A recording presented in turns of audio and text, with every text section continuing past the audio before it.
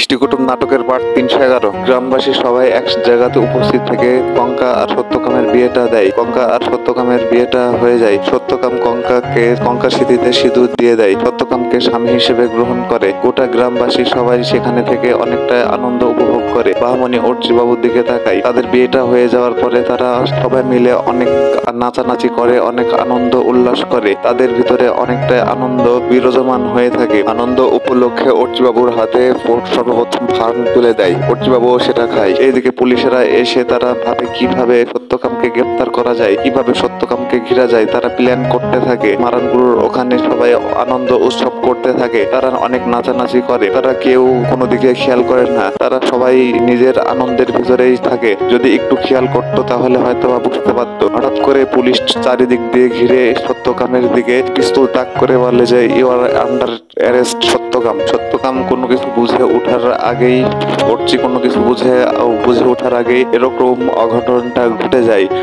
অর্চিবাবু বলে যে হোয়াট, কি বলছেন আপনি? হঠাৎ করে এরকম হলো কেন? আপনারা যে ওনাকে গ্রেপ্তার করতে এসেছেন, ওনার নামে কি ওয়ারেন্ট আছে? দেখান তো ওয়ারেন্টটা। বলে যে আচ্ছা নেন দেখেন। অর্চিবাবু সেই ওয়ারেন্টটা পড়ে দেখে যে নাশকতার মামলা দিয়েছে। অর্চিবাবু বলে যে উনি তো কোথাও যায়নি, এরকম একটা মিথ্যা মামলা কিসের জন্য দিয়েছেন? পুলিশ অফিসার জিজ্ঞেস করে যে আপনার পরিচয়টা কি, আপনি এখানকার কে? অর্চিবাবু বলে আমি প্রথম আলোর সাংবাদিক অর্চিষ্মান মুখার্জি বলছি। আজকের দিনের মতো কোনোভাবে ছেড়ে দেওয়া যায় না। পুলিশ বলে না, ভেরি সরি, কোনোভাবেই সম্ভব না, সেটা আমরা ছাড়তে পারছি না। অর্চির আর একটা পরিচয় আছে, সেটা বলতে যাই। বা মাথা লড়িয়ে বলে যে না, শহরের কলকাতাতে পড়াশোনা করি, তা আমার পরিচিত ছিল, তার জন্য ওনাকে ডেকেছি। পুলিশ অফিসার বলে এইসব ঝামেলার মধ্যে আপনি না জড়ালে সব চাইতে ভালো হবে। সবারই মনটা অনেকটাই খারাপ হয়ে যায়। সত্যকাম আর কোনো কিছুই বলে না। সত্যকাম বলে যে আচ্ছা আমাকে তো নিয়ে যাবি, ঠিক আছে, আমাকে একটু সুযোগ দে, আমি একটু কথা বলতে চাই।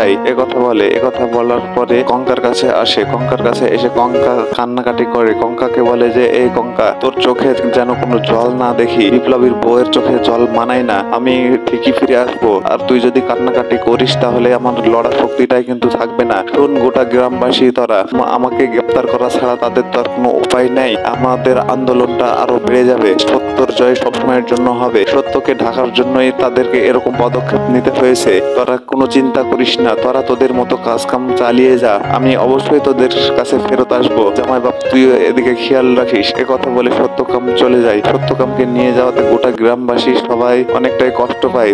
মঙ্গলত হলো এরা সত্যকামের কাছে যেতে চায়, তার জন্য তাদেরকে পুলিশেরা আটকাতে থাকে। কঙ্কা বসে পড়ে অনেক কান্নাকাটি করে। অর্চিবাবু এসে বলে যে আপনি খবরদার কাঁদবেন না। সত্যকাম এসে বলল আপনি শুনলেন না, আজকের দিনে যদি আপনি কান্নাকাটি করেন তাহলে তো সত্যকামকে আপনার ছোট করা হয়ে যাবে। আপনি খবরদার সত্যকামকে ছোট করবেন না। আপনার দুর্বলতার জন্য কিন্তু সত্যকামের সামনের দিকে লড়ার কিন্তু পথটা দিগ্ভ্রান্ত হয়ে যাবে। আপনি শক্ত থাকুন, চলুন বাড়িতে যাই আমরা। কথা বলে বাহমনি কঙ্কাকে বলে মা তুই একবারের জন্য কাঁদবি না, আমার বাপটা ঠিকই ফেরত আসবে। কথা বলার পরে কঙ্কাকে সেখান থেকে নিয়ে চলে যায়। দিব্যবাবুর বাড়িতে অর্চির পরিবারের সব লোকজনই আসে কমলিকার সাথে পরিবারে দেখা করতে। দিব্যবাবু দরজা খুলে দেখে তারা সবাই এসেছে।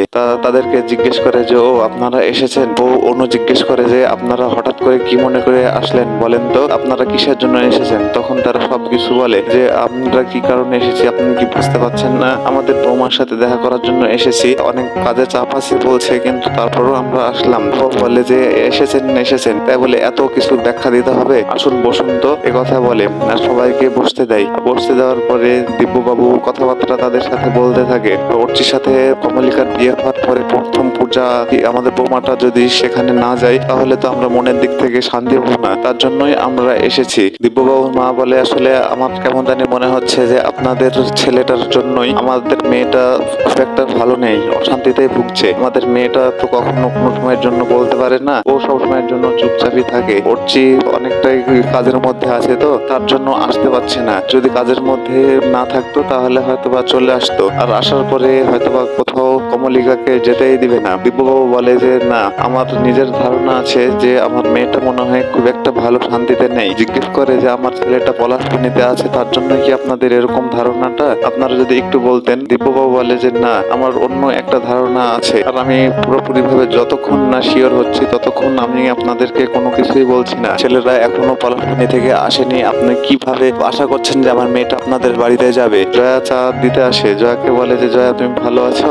আমরা যে এসেছি, কমলিকা হয়তো বুঝতে পারেনি, তার জন্য এখন পর্যন্ত বের হয়নি। তোমরা কি একটু কমলিকাকে ডেকে দিবা? অনু বলে যে আচ্ছা জয়া, তুমি একটু কমলিকাকে ডেকে দাও তো। আমার মেয়েটার কত ভালো ভালো জায়গাতে বিয়ে লেগেছিল, আমি কত আপত্তি করেছিলাম। সবাই মিলে কথা বলতে বলতে কমলিকা আসে। কমলিকা এসে জিজ্ঞেস করে ও কখন এসেছো? বলে যে এই তো এই মাত্রই আসলাম। বলে যে ও আচ্ছা ঠিক আছে, তাহলে চা নাস্তা খাও। আমি তো বাড়িতেই ছিলাম, আমি প্রজেক্টের কাজ করছিলাম, তার জন্য আমি এদিকে বুঝতে পারিনি, আমি কাজের মধ্যে একটু চেপেছিলাম। তখন বলে যে আমাদের অর্চিত 2-1 দিনের মধ্যে চলে আসবে, বিয়ের পরে প্রথম পুজো, কোথাও যেতে পারবে না, তোমাকে থাকতেই হবে। অর্চির কথা শোনা মাত্রই কমলিকার অনেকটাই রাগ হয়ে যায়। কমলিকা বলে যে তোমাদের অর্চির সব চাওয়া পাওয়া যায় পূরণ করতে হবে, এমন তো কোনো কথা নেই। বাবু উঠে এসে বলে যে কি ব্যাপার কমলিকা, তুই এখন এত সিরিয়াস হয়ে কথাবার্তা বলছিস কেন? আগে তো তুই এরকম কথাবার্তা বলছিস না। অর্চি বাবুর বাবা বলে যে মা, তুমি আমাদের বাড়িতে কবে যাচ্ছ?